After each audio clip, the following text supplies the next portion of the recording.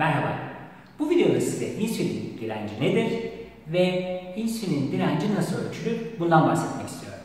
Sağlıklı bir öğün sonrasında kan şekeri düzeyinde ılımlı bir yükseliş olur. Pankreas bizi bunu algılar ve ihtiyaç kadar insülin salgılar. İnsülin karaciğer, kas gibi dokulara gider ve dolaşımdaki şekerin hücre içine girebileceği kapılar açar. Dolaşımdaki şeker hücre içine girer ve böylelikle kan şekeri ideal düzeylere ulaşır. Şeker ve beyaz un gibi işlenmiş ürünlerden zengin bir öğün sonrasında ise kan şekeri hızlı bir şekilde çok yüksek düzeylere ulaşır.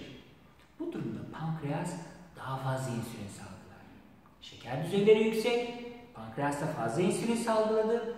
Bu durumda hücreler dolaşımdaki şekeri dengeleyebilmek için daha fazla şeker almak zorunda kalırlar. Şeker ve beyaz un gibi işlenmiş ürünlerden zengin bir beslenmeyi temel beslenme alışkanlığı haline getirirseniz kan şekeri sürekli yüksek, insülin düzeyleri yüksek ve hücreler daha fazla şeker almak zorunda kalıyor. Bir süre sonra şekerin olumsuz etkilerinden korunmak, zaten ihtiyacı da olmayan şekeri hücre içine almamak için hücreler insülinin etkisine karşı duyarsızlaşmaya başlar. İşte buna insülin direnci diyoruz.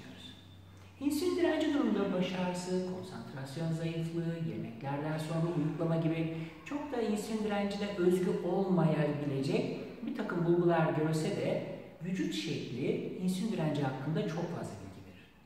Eğer bel çevresi kalça çevresinden genişse, yani elma tipi bir kilo fazlalığı varsa bu kişide insülin direnci olmaması oldukça yüksek.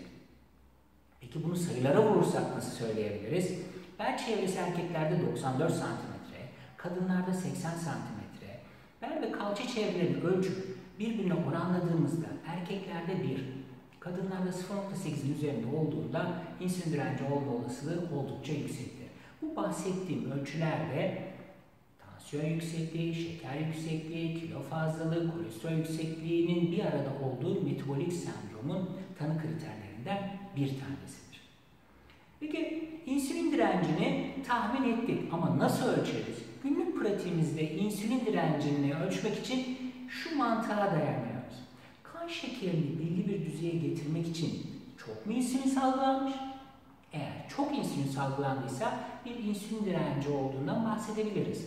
İşte 8-10 saatlik açlık sonrasında sabah alınan kan örneğinde şeker ve insülin düzeylerini çarpıp 405'e bölüyoruz ve karşımıza HOMA indeksi çıkıyor.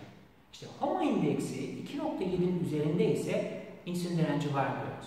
Ama ben günlük pratiğimde 2.3'ün üzerindeki HOMA değerlerinde de insülin direncinden şüpheleniyorum. İnsülin direnci nedir?